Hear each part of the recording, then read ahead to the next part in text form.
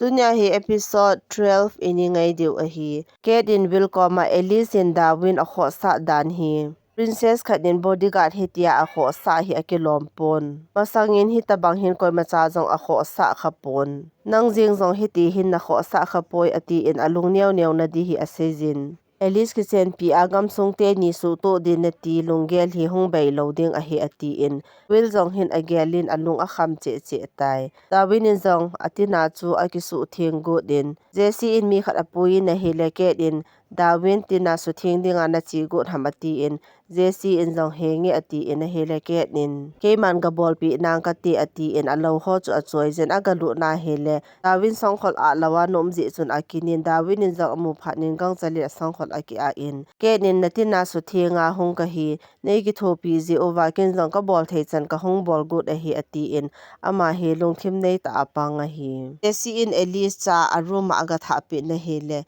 Alice in Darwin tina su thinga mi na sol hinam ati in. Jesse in hengi ati in ket achi wang chu asei ngampon.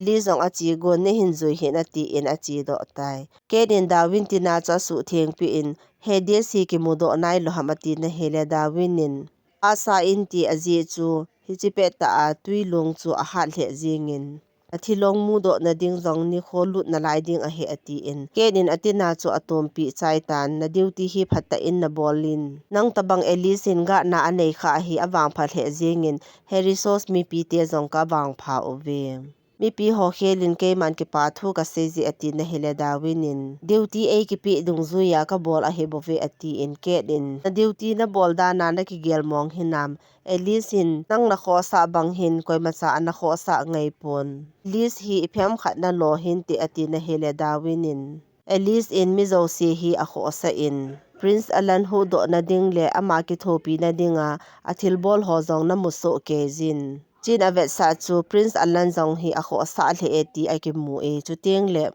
Nang zong hi na ngai lu in na hin gel kho le jingin. Nang zong hi na longgim pi zi le jinge ati in na hele Kenin. Mi escort na bozo si hi tia hi na kho sa ham a hi lo le Alice bo se hi na kho sa dan ham. Na na to na masara chun nang hin phata in na to nge ti ka he in. Alice hi lungsit ta no mai a hi. Akim avel la hi ki chat na ngan chang a hi in. A hi wangin nang na hi awang phalhe jingi. Kathu sei ding hi phata in ki mel chi in. Nang ipi hi zong le chen lungsit na ki ti hin thil zo si a khel the jin. Na mit ha ko na hi thuta emazo si ka mu so ke a hi tai. Alice in alungsit ta ki muding hi ka dei sa in. Nangin zong na lungthima ipim ham ti chu zui zin ati tai. Aki hau pe lhon hin Alice aga lu din na hele ke hin ki het mo sa ta in. Nang le Alan a hu do na a ki su kha zi a ati na hi ka ga su thing pi a hi. Ati in Darwin ko ma khathu se hi phata in ki mel chin lang hai mil hin atin Alice ko ma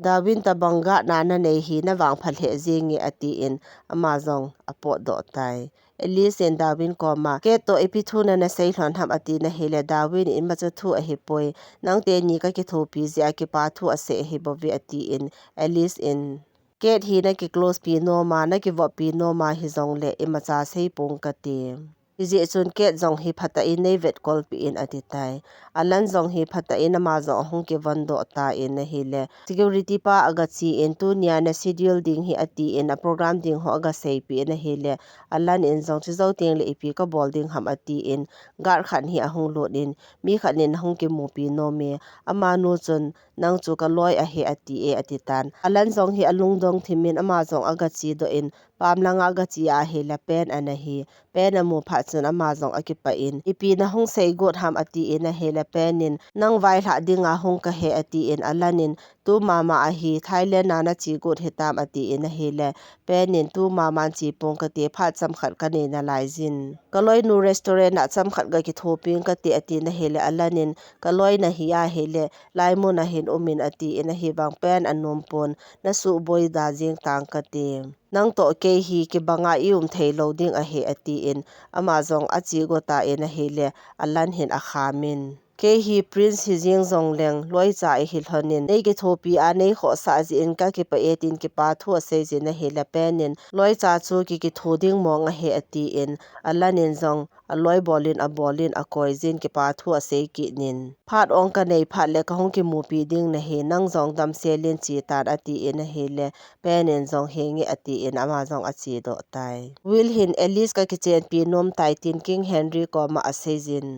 Alice to ki chen na hele agam sung a phat chom ding dan ho chu a season tun la Hades la a tapon a hin ki chen na kin a suboi ding om theina lo ding in ke escort team ho phata in sei pi nang ka ti papa zong ki chen na thu a ki holim ding in hung ding a ki go e ati in King Henry in ipi hele Alice zong hin ki hopi phoning ka ti ati na hele wilin chitei lo chu ka pa in nang ko ma thu khat sei ding in e hin ngan si e ati tai King Henry in zong Alice ko ma thu chu a sei tan Will hi liang hung hi ding nang zong liang nu na hung hi ding hi ka dai sa e ati na hele Alice di pi na sei na ham ati na pu hin Will pa in nang ni ki chen na ding thu hi Will ko ma sei ding in a sei jin Will hi ipiti na gelam ati in na hele Alice in nang hon pha na sa o le kho ka sapoi ati tan a pu hin na mo po na le na duty hi phata in he the me tin ke pa thu a sei jin hi wanga na nop lowa hele force na bol de pongi ati in Alice zong hi alung boi le jinge Alice zong hi alung aboi tan aki gel jeng ta in Darwin hi aga chin po do di na ti ham hoi lai na chi gon ham ati na hele Alice in hoi lai hi zong le kho ka sapoi ati in Alice zong chu achi do ta na hele Darwin hin anung azui jin Alice hi pung ki zo na showroom khat na hin alu din pung khat hi achon acho zai hin amani zamu khat hin achi hlon ta in Alice in apung cho Darwin avet sa in ichi hi nang give a kapi nom na hi kin nang medal ka neizin ke mane gel do na dinga hi chipung hi nang kapi no me ati in a hele Darwin in zong ima a seipon a thip chatnin Alice in hin kila in ati in apung chu api na hele Darwin in zong ka ke pa e ati in a kila in a hi wanga ipi bola hi tia hi na ham a hi lawa hele na lungsu boi ham ati na hele Alice in thilpoi mota khana decision khat kala angai jin hi chi pha chu hung ba ding a hitai ati in will to ki chending thu seiding ati wang chon a sei ngampon Darwin in mihim hi nan ilhun na ding hi za chom chi hi in ilhun na ding mun hi pel thei lo thil khat zong a hi nang na duty ding thu a hi a hele ichi chu thil zo se sa nga poi mo zo a he ati in a he thi mi na hele Alice in zong ima a sei pon ama zong a thla a si le jing in a ki nung he jin amit li a po nin Darwin het lo ka hin a thim kap me Officer pa hin King Henry ko ma agam sungo sepe hat lo dan ho thu cho sejin King Henry in Dionysus state to kitchen ding hi reject a bolding hitam boleng Harriso si ichanin I effect phadem atina hele officer pa hin Dionysus ten aki thopi lo vai le am ho zong a thla samding dan chu sejin na hil Alice in zong aza in gal hung hen lang hele mi pi ho hin gen the atho ding a he ati in Alice in Dionysus ten a military power e ho ko nin la do hi be ente ati in officer pa zong achi do tan Alice in apu pa ko ma decision kan la tai gamsung ding gel kho na zalin imazo si bol tang kati ati in bil to ki chending anop thu chu a sei pi tai ke le alanin bil to Alice ki chending thu aza do hlon hin amani zong hin kidang asa le jeng hlonin apu hin chini khoting chule Alice hi leng nu aka tun do ding a hitan gamsung vai po na atha hung hiding hetin gel hlon tan ati in alang khana will hi akipa le jingin ket mumu na ding chun Alice kho chu atu cha he in Alice ko ma any decision ji ami pi ho hi ki pa ding a hitai ati in ama hi akipa le jingin a hila ket hi alung no mon alenin zong ket ding agela hele no mo asa eng ket zong ki het mo sa te in nang ni ki chending hi ka hin ki pa pi hloni ati in Alice in la ket to will ki ka thu hi ma cha he poi ket le will hi gu thim chan pam langa akim mutul hlonin ket hi alung hang za za in ebola hi tia hi nei bol ham til abeng phi abi api in willin nangin na sei ta ji aka bol a hi ati na hele ket nin ipiam ka sei ati in Wilin nangin Alice hi ta san thei a hi poina ti a chichu ken zong ka no ma hi Alice hi gang ta ka ki chen pi lawa hele ken zong imazo si ka chan thei a hi in kapa in leng hi na zong ap do loading a hi ati na hele ket in a hi poi ki lep na na sei a hi bowe hi ti chana hi ka ko ma thu ta zong na sei po e ati in a hele Wilin nangin ba Darwin le Alice ke ka thu nei sei pi a ko na hi tia lung ka gel he ati in a chi do tai Darwin le hin hi gu thim san phone na ke haul honin hinin will le dom chu loi cha phata hi hlon dan thu asejin chule sana a ki hle to masang ova gu thim cha a will le dom a ki mu tol hon thu jong chu asejin a footage chu ka hin thone ave in ati in a hele Darwin in zo a footage chu aveta na hila ma jong hin aging mo che che tai Darwin hi ke nin a ko ji hin aga chi in a hele ke in Alice in imacha na sei pi lo mai the a hi in hi chi chance chu ka la akin tu nya hi ka sei pi ding na hi Alice in will hi aki chen pi go ne ati na hele Darwin hi athip cha nin ke nin hi ti ding hi a hi loading dol ta a hi Alice in koi alung sin hamti hi nang le ke in i het hi in anop na lo sa sa hi tia hi bol sa loading a hi gamsung le ami pi ding ngai tu na zala will hi aki chen pi go a hi in ji cho heriso sin dinosaurs the army force aki deji a aki chen pi go ni hin chi thil di a hi poi ji chon will to hin ki chen sa hi be na ti in a hi le Darwin in tiwang chu ka bol thei loading a hi Princess Alice in will ki chen pi ding a decision ala ata hi le chu ken jong ka za pi angai jin nangin jong ama decision chu na za angai ji hi lo le ebola na da ham ti hi ka hin ging mo e ati in a ki ho pe hlan hin alan ahung phai in thu khat a hin se jin a hi le ket hin Darwin ko ma seiding zo si ka na sei a hita in na sei no ma hi le nangin na de se jin ken wang Darwin ko ma seiding ema ka nei ta poi ati in ama jong a chi do tai Darwin in alan ko ma sana ki gu thu achun evidence tham khat ka nei ati in will le dom gu thim cha ki mu na lim hon chu avet sa ta na hi le alan hin hi chi chu a het do lo ji hin alung adong hle jing in willin ama thu hi ana sei kha hi be jing ngi ati in Darwin in hi chi sana thu hi mi khanin recommend na bol ham ati in na hi le masanga willin alan ko ma sei chu alan hin agel do in will hin abol momong hin ti ati na hele Darwin in hi jong hi mai the a hi ati in alan hi aum thei tapon ka chia ka gado ding a he ati na hele Darwin hin a khamin evidence adang jong ake ngai cha ben a chu ti lo le nang hogam sung ni relation hoi loading a he ati na hele alanin hena sa a ka thi ba a hele will le Alice hi ki cheng te hlon ding a hi in chuti le thil zo si hi kho si che ding a hi Alice ding hi kanlung agim the jingin will hi ka het che ham ka tia hi le kan het che lo dan a hi bovi dom to ake kop thei jong a sei pi poitin alung no mo na hi le Darwin in ket to ake ka hlon ati in a hi le alanin lungtong ta in athu na ne het dan ham ati in Darwin in henge ati in a hi le alanin achutia hi le Alice ga sei pi angai ji ati in Darwin in a kham ki nin to adin mun hi a sensitive walin ken jong thil tam pi ka holding jong a na lai ji nang jong ki het mo sa in lang normal ta in umin a hi lo le pali sunga hi Elizabeth ta tan khat hi mai the a hi in I bol na zo si a I chi the angai ji ati na hi le alanin mastermind hol do ding le Elize ne ding hoi chi na gel kho zo amati in Darwin in Princess in adei khat a ki chen pia hi le chikala chu ka ki pa na ding a poi ati in alanin aki chen pi ding pa chu alung se lo khan hi ta han lang hi le aki ka hlona na hung dem ati in a hi le Darwin in zo ima a sei pon a thip chat tai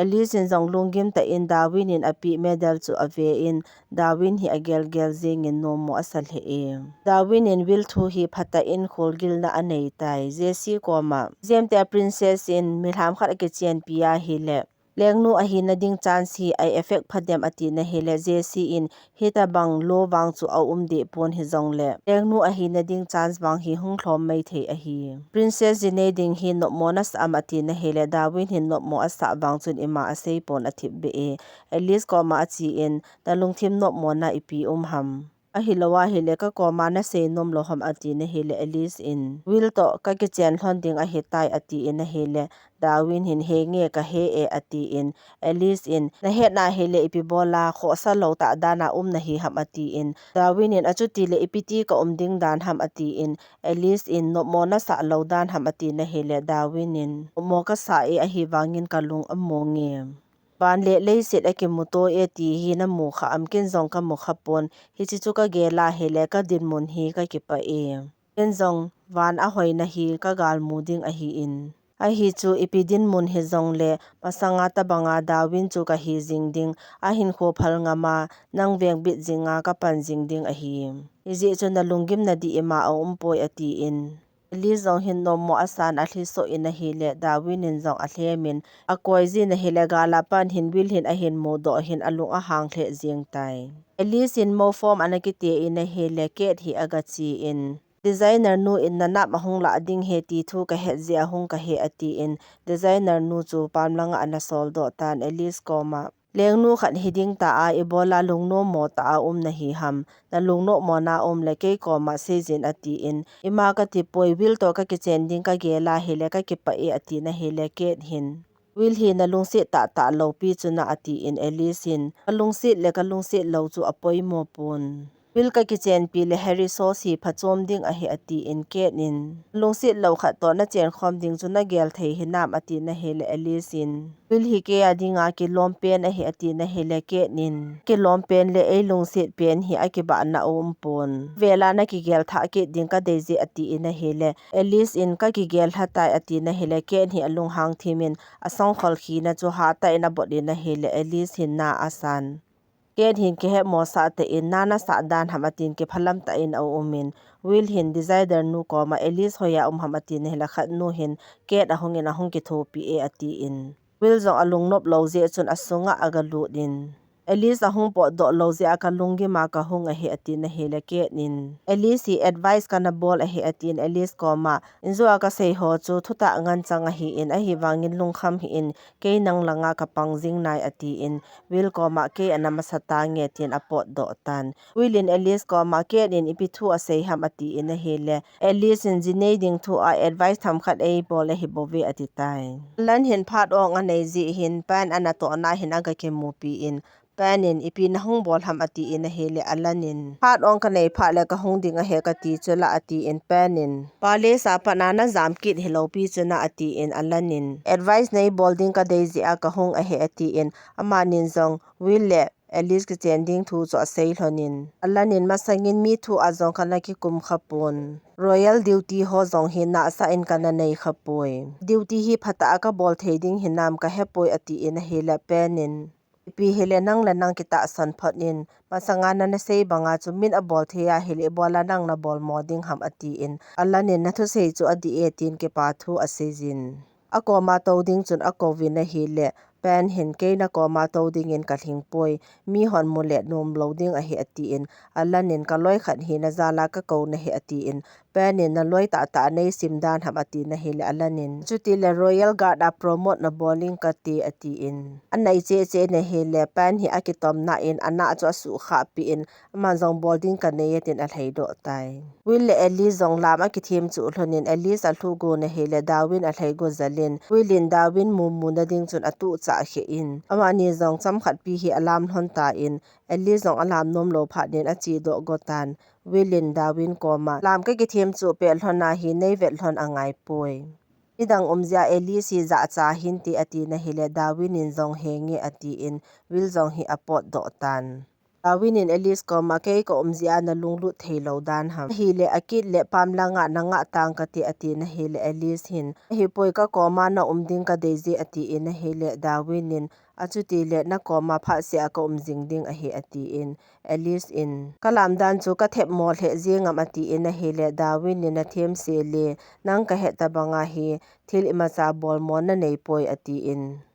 Elise in achuti le ka dance partner dingin ka kithim chu pen hin hung pangin ati in Darwin in achuti le thildang ima cha na gel loading a he ati in will het lo ka hin amani zong so ta pi he lam khom hlon tai aso te new hin pa cha dom phei hlon in a hele ke din agamu in chi pen hin alan hin ket chan hi a hin mu in te ni hin hapta ki le dinosaurs leng nu le leng pa hung ding a he ati na hele ken hi alung no mo tan amale ma chu akisi in chan hi alanin amu in a hele kidang asan hitia ket a hi alung dong hle zinge ma zo Elise ko ma aga chi in a hele Elise zong lungim ta hi mu khana ana dingin lanin na sei ma banga ilia ko nin akiza mang theipon a hi wanga ka sei pi nom khat chu ilung thima ko nin zong akiza mang theipoi ati na hele Elise in da lunggel thim waltai ati in alanin thuta ka sei a hi ikimuna nu kha pen chu iti hitam chapa chun ikimuto khatapon tua inani hin puilut bawa hi ikimuto bep a hi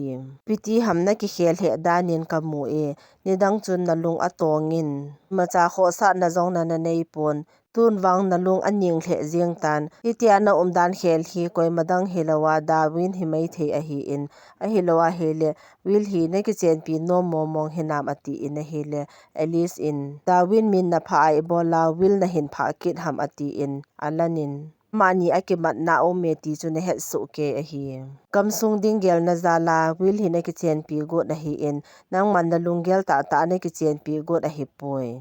mi phata ki chen pi le chun mi pi ho zong hi ki pa hle ding a hi in chuti le nang zong na ki pa hle ding a hi ati in ama hin ken hin no mo sa he ji chun tin lang ken hi gal hamonin lang ama ko ma zong advice na ki la the a hi ati in a hele alice in ken hi ipi ti a he pon alung dong hle jenge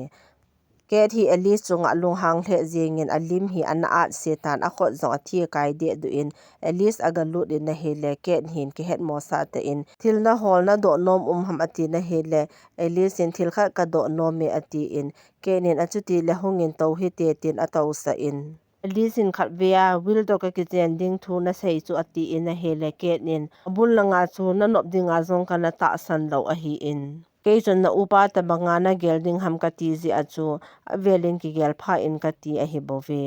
tung thing se din nei sei pi in bil hi na ki chen pi no mo mong hinam ati in at least in zong a kho cho thamin na hi le thi san a hin mu do phan hin ken hin a hin ki het do in ele kei ka kyat kha hi bovin ti atin a chi zadin ti shu a chun a khot a thi in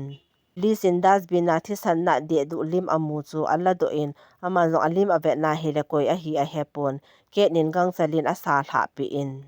chan chu eli zong alung dongin telgu na nei dan ham ati in a hele ket zong hin ima a seipon a thip chat tan lisin na wedding in gang ta in doctor koving ka ti ati na hele ken hin na zong ka sapoi tin ada in ti shu a chuna thi loi loi jin Alice in doctor na ki vet sa angai ji atiki din na hele ken hin angai kho apoi tin a hung ki senin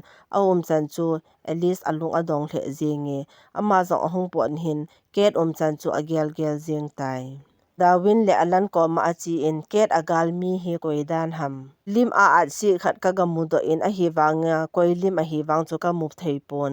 dan chu ka vel le ami hi amu da ten hi mai thei a hi in Alice sulung no mo koi ham ati in a hi le alan le Dawin zong hi ki vetol honen athip chat honen Alice in koi a hi na het hon chuna ibola nei sei pi nom thon lo ham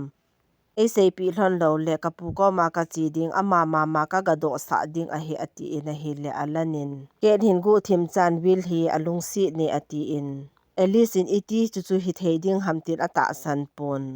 Dawin te ni zong athip chat ke lhonin na hi le Alice hin a hin he do in achu ti le lim ka mu nu chu ke ka hi dan hi bo chula bola chi zong chu ka na he do lo dan ham